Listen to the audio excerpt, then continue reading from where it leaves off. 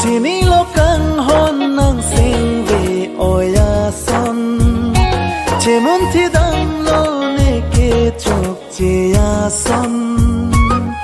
ke chok che a son an che o po dia non nang sing claret pen le do non ne kaya phan nang ne kang hon pu ane phan mun clovi on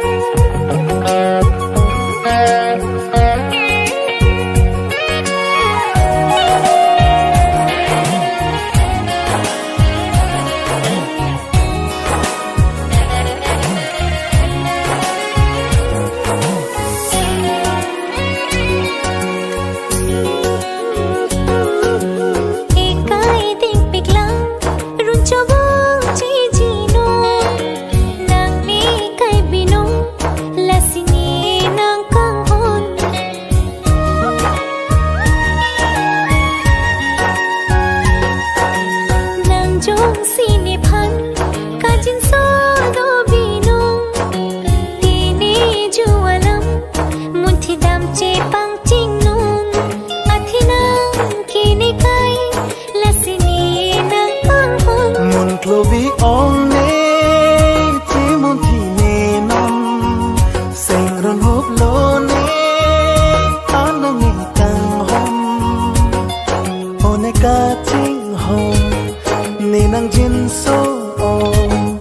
ni nang ching hon ong nang than ne sing ri non bong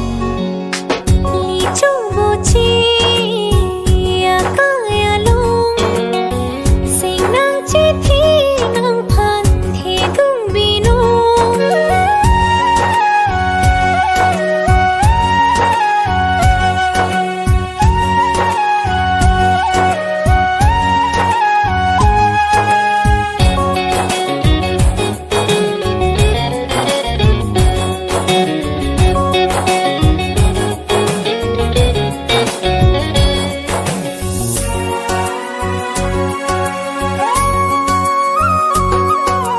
Malom so akai nang pene ka cheton sing ching bar nang ji la sinang ne kang hon